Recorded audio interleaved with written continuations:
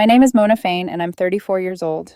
If someone asked me to describe my life in one sentence, I'd probably say, I'm a woman who learned how to carry more weight than she was ever meant to. Some of that weight is motherhood. Some of it is survival. And a good portion of it is my family. This year had already chewed me up long before December arrived. Jonah's father, my ex, moved across the country in June. Instead of dragging Jonah through a custody battle, he signed everything over. So my 9-year-old became fully mine, emotionally and legally. I didn't regret it for a second, but it meant longer shifts, fewer luxuries, and budgeting as if it were an Olympic sport. My boyfriend, Evan, tried to help in small ways, grocery runs, school pickups when I was stuck at work, but the emotional load was still mine. And then 3 weeks before Christmas, my brother sent me the text that started everything. Zach, hey, money's tight. We're doing adults only this year. No kids. Hope that's okay. I remember staring at that bubble on my screen. No kids.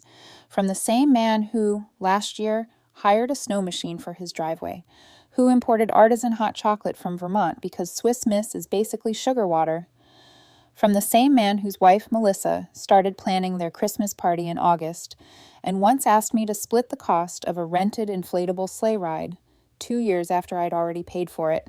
Yeah, it was weird. But I didn't want to start anything.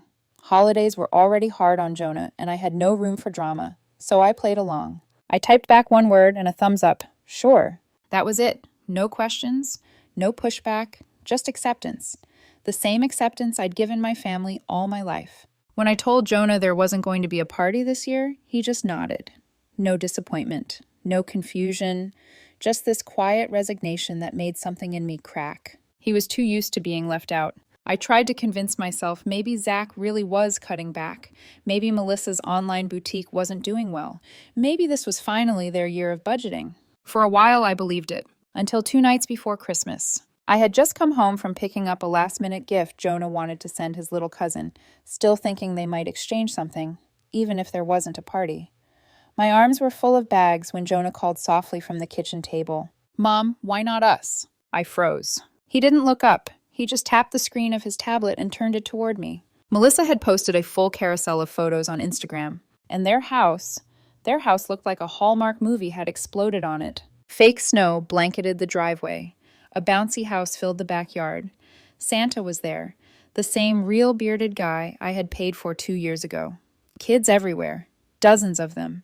Cousins, neighbors, church kids, and faces I didn't even recognize. Every child in our orbit was there, except Jonah. One photo hit harder than the rest. Jonah's cousin opening a massive Lego set with his name spelled out in lights behind him.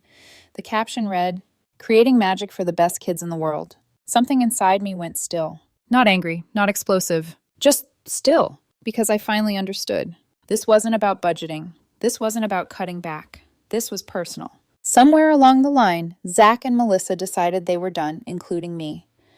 Maybe because I stopped paying for things. Maybe because I wasn't shiny or fun or financially convenient anymore. But they didn't just cut me out. They cut out a 9-year-old boy to do it.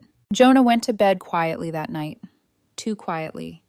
And I sat alone in the soft glow of the tree we'd decorated together, staring at the empty space beneath it where Santa's gifts were supposed to go. Then I opened my email. Earlier that week, I had received a tuition receipt, $12,900. A semester at Stanford for Emma, Zach's eldest. They didn't know I had covered it. Mom had called me crying in August, saying Zach had maxed out cards and Emma's scholarship wasn't enough. I'd said I'd handle it, and I did. But now I stared at that receipt like it was a loaded weapon I hadn't intended to pick up. I screenshotted it, just the receipt, no words. At 10:03 p.m., I sent it to Zach. He read it instantly. Didn't reply, not even a... I didn't need a response. By morning, before the sun even rose, my phone lit up with the first call, then another, then another. By the 5th one, I turned the ringer off. By 8 a.m., I had 37 missed calls, all from Mom. And in that moment, I knew something had shifted. Not just in them, in me. The first call I actually answered came at 8:45 a.m. Not because I wanted to, but because I knew my mother would keep calling until the battery died or I lost my mind. The moment I said hello, she pounced. Mona, why would you cancel Emma's tuition? No greeting. No concern about Jonah. No pause. Just accusation. I stared at the wall of my living room, the Christmas lights blinking like a heartbeat. Why did Zach and Melissa lie about Christmas? I asked calmly. There was a long silence, followed by a soft, rehearsed line I recognized immediately. They just didn't want to overwhelm the house this year. It wasn't personal. Not personal. Jonah standing there, watching other kids dance around fake snow on Melissa's Instagram. That wasn't personal? I saw the photos, Mom, I said quietly. Jonah did too. Her tone shifted instantly, from defensive to redirecting, the signature family move. Well, maybe it was Melissa's idea. Maybe Zach didn't know. They were going to invite you later, but things filled up. You're reading into it too much. I felt my jaw tighten. This was it. The flip, the excuse, the gaslight. I'd heard versions of it my entire life. I'm not overreacting, I told her. I'm done. Let Stanford send the bill. My mother inhaled like I had stabbed her through the phone. You can't do that to Emma. No, I said. Zach did that to Emma. I hung up. For the first time in years, I didn't feel guilty. I felt clarity burning through the fog. By noon, the family machine had turned on. My cousin Maya texted first. Are you okay? Maybe you misunderstood. Then more messages. Melissa is heartbroken. Zach didn't mean anything by it. They were trying to protect you. Protect me. That word made my blood run hot. No one protected me when I paid for Jonah's school trip with a maxed-out card. No one protected me from Melissa's catered $900 tapas bill last Christmas. No one protected me when Zach asked me to front the deposit for Emma's study abroad program. But suddenly I was the one they were protecting? They were rewriting history with the confidence of people who had done it 100 times. I texted Jonah from work, just checking on him. His reply broke me a little. Did I do something wrong? I closed my eyes and breathed through the ache. When I got home, I told him the truth, that sometimes people make awful choices, even family, and that it had nothing to do with him. Later that evening, my phone buzzed. Zach, I didn't mean for it to go this way. I just thought it'd be easier without all the extras this year. Can we talk? Easier. That was their word for excluding a child who made Melissa a glitter birthday card in July. A child who cried when Zach missed his school play. A child who looked at those Christmas photos and asked, why not us?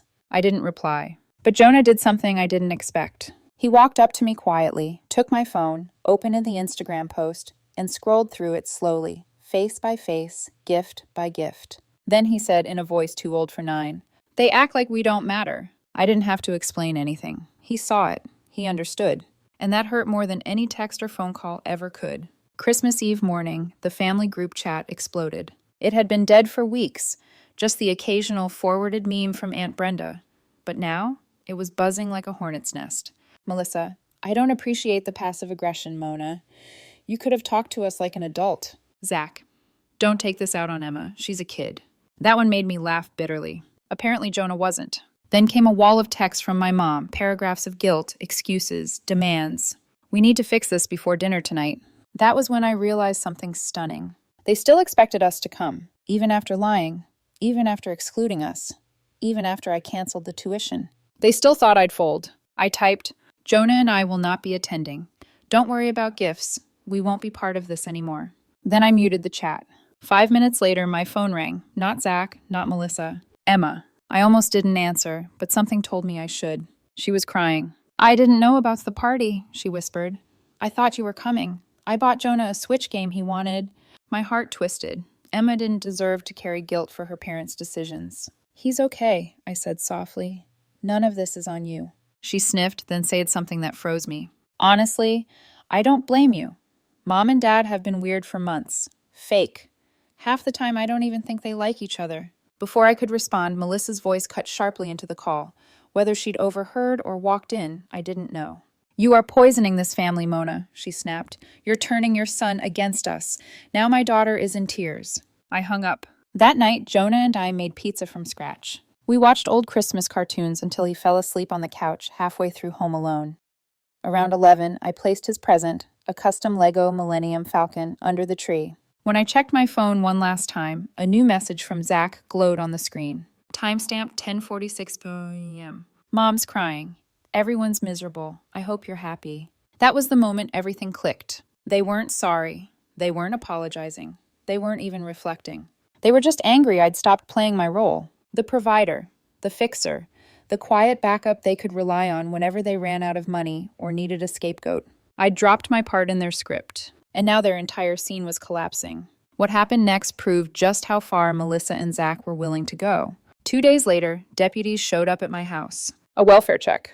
On Jonah. Someone had reported he was isolated, neglected, possibly unsafe. There was no name on the report. But I knew. I knew exactly who filed it. And that night, I called a lawyer. The lawyer I spoke to didn't even sound surprised. False welfare reports, she said, were more common than people realized, especially in messy, manipulative families where appearances mattered more than truth. What did surprise her was how calm I sounded describing it. Calm wasn't the right word. It was clarity. Cold, razor-edged clarity. By the next morning, she had drafted a formal cease and desist. No contact. No pop-ins. No surprise packages. No accidental visits. No more fake welfare checks. And I made sure the family group chat got a copy. The silence that followed was instant and absolute, like the quiet after a bomb goes off. 3 days later, my mother appeared at my work. Not calling, not texting, not asking permission. Just there, sitting on the hood of my car as I walked back from lunch, legs crossed, hands clasped, eyes tired in a way I hadn't seen on her face before. "Mona," she whispered when she saw me. "Please, we need to talk." "Not you," I noticed. "We?" As if I were a limb, she needed reattached. I didn't sit, I didn't soften. "What do you want, Mom?" She inhaled sharply, the way she used to right before grounding us as kids. "It's gone too far," she said. "Melissa was emotional. Zach is under a lot of pressure. The family needs you back. Everything is falling apart without you." There it was. The truth. Not that they missed me, not that they were sorry, not that Jonah deserved better, but that things were falling apart without me. She reached into her purse and pulled out an envelope. "Here," she said, voice cracking. "They wrote these." Inside were Christmas cards, unopened, from 3 aunts, 2 cousins, even Emma again.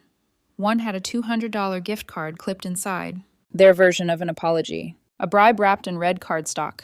"Why didn't any of them apologize to Jonah?" I asked quietly. Mom blinked, then blinked again. Well, they didn't think, and for once she had no answer. When the silence stretched, something unexpected happened. She cried.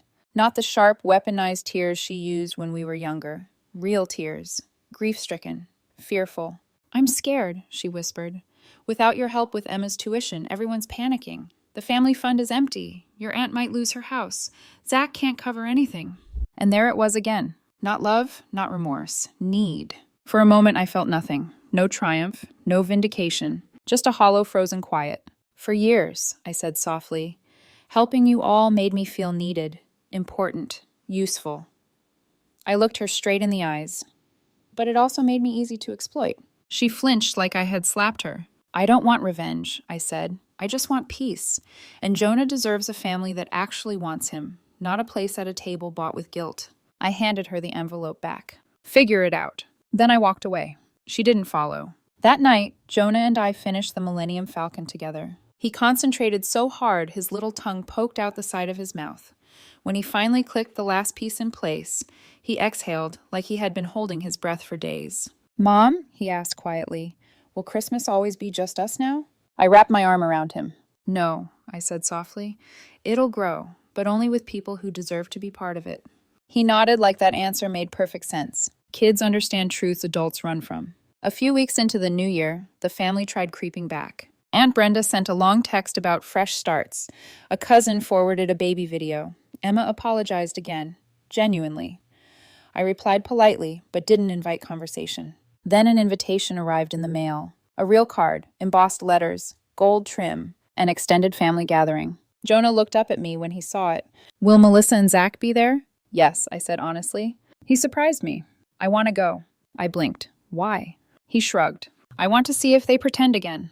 That was when I realized he wasn't afraid anymore. He was curious. He wanted the truth, not the performance. At the party, Melissa crouched in front of Jonah immediately. Her smile was stretched too wide, too practiced. "Jonah, how are you, sweetie? We missed you so much." Jonah stared at her for 3 long seconds. Then calmly, "You invited everyone and even hired Santa. You just didn't want us." Melissa's smile froze. Zach rushed over, flustered. "Okay, that's enough." But Jonah ignored him. "Mom, can we leave now?" I nodded.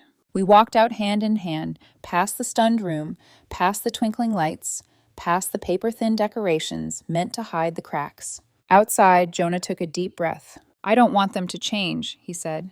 "They can be who they are. We'll be different." I squeezed his hand. That's exactly right. That night, the Millennium Falcon sat in the center of our living room, a quiet trophy of a Christmas no one else would ever truly understand.